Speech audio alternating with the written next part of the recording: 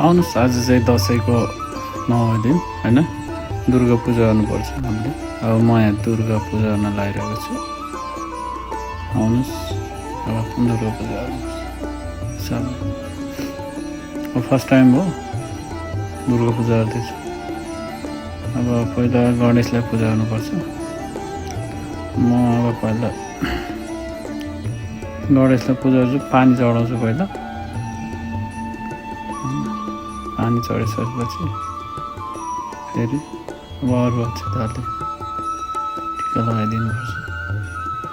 तिर्लो जौले पहिला पूजा गरेपछि टिकाले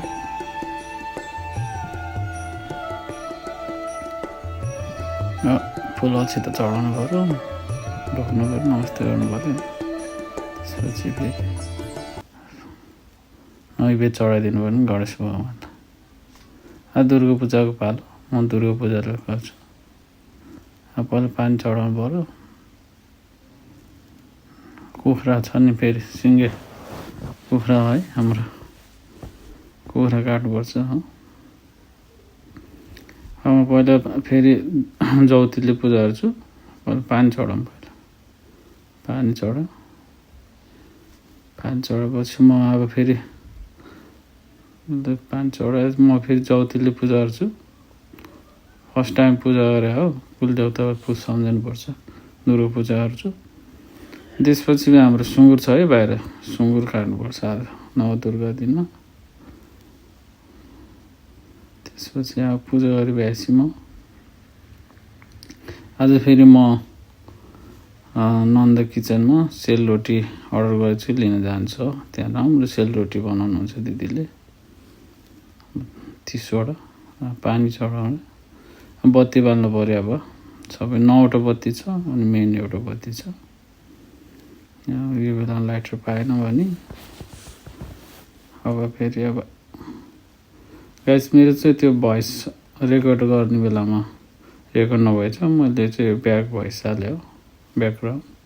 फेरि पछि घन्टी बजेको पनि सुने नै हजुरहरूले। ठिकै छ, अब के गर्ने होइन, कहिलेकाहीँ हुन्छ। अब म 9वटा बत्ती बाल्छु। पहिला मेन बत्ती बाल्छु। मेन बत्ती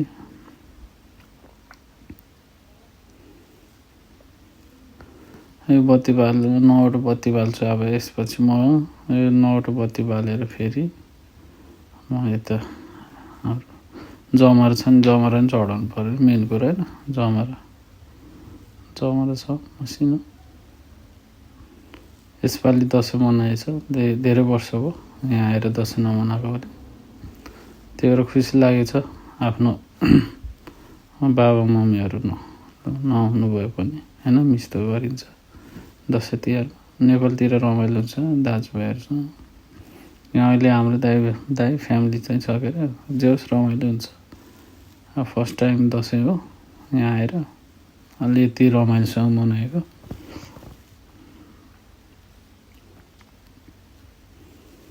म यो 9वटा बत्ती बाल्छु। त्यसपछि हामी बाहिर सुँगुर, हाम्रो ठुलो सुँगुर छ नि फेरि यहाँ फालेको है, सुँगुर काट्नुपर्छ। हेर्नु है, सुँगुरलाई फेरि पूजा गरेर काट्नुपर्छ। फेरि मगरहरूको त चलन चल्ती हो नि, नवमीमा हो। खास त धेरैले अष्टमीमा पनि गर्छ। हामी चाहिँ पहिलादेखि नवमीमा दुर्गा पूजाको दिनमा पूजा गरेर अनि फेरि काट्ने गर्छौँ। दुर्गा पूजा गर्ने, दुर्गा पूजा दिनमा चाहिँ तपाईँको अब हात हतियारहरू के चलाउनुहुन्छ त्यो नि पूजा गर्नुपर्छ। गाउँतिर कोटो कुदालो के हुन्छ नि, सबै पूजा गर्नुपर्छ।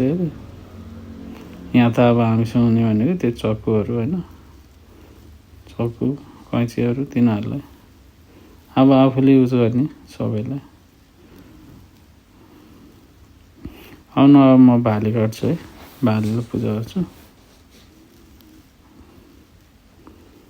पहिला चक्कु र उसलाई हात हतियारलाई पूजा गर्नु पऱ्यो होइन।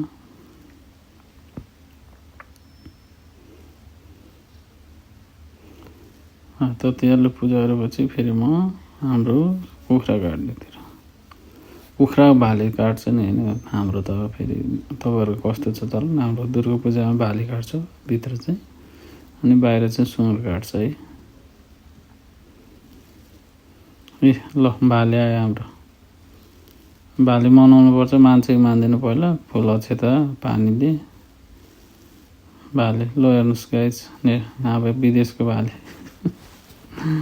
यो फ्रेस यो पनि फेरि आफ्नै बारीमा पाले भन्ने कि उमारे भनौँ है कुखुरा पाले यो भाले चाहिँ उमारेर ल अब फुल अक्षता चढ्यो नि पानी चढाएर मनाउनु पर्छ टाउको हल्लाउँछ के अरे नेपालमा भाले अनि मान्यो भनेर हुन त कस्तो अचम्मको चलाउनु होइन त्यही पनि मान्ने रीतिरिवाज त मान्नै पर्यो संस्कार संस्कृति त मान्नुपर्छ जता बसे पनि हामीले संस्कार संस्कृति छोड्नुहुन्न रमाइलो गर्नुपर्छ किनभने यो संस्कार संस्कृति भनेको रमाइलो अब एकैछिन छिनाउनु पर्छ है यो भालेको मुठो ल छट्टै छिन अब रगत चढाउनु पर्यो जतासुकै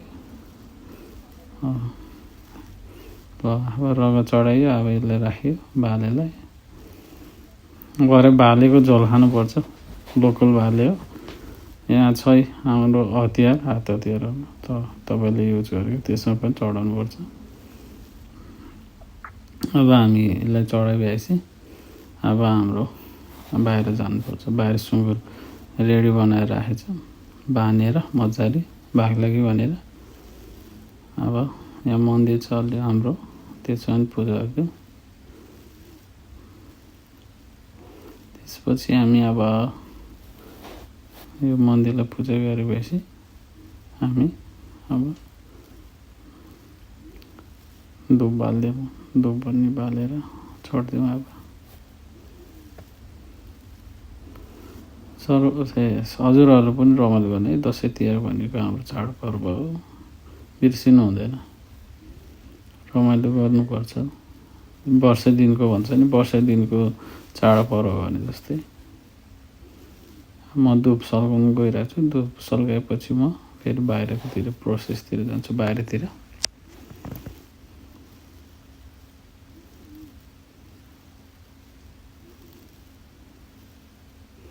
धुप सल्काउँ गाइस अब यसलाई अघि भालेको टाउकोमा राख्यौँ कि जस्तो लाग्यो छैन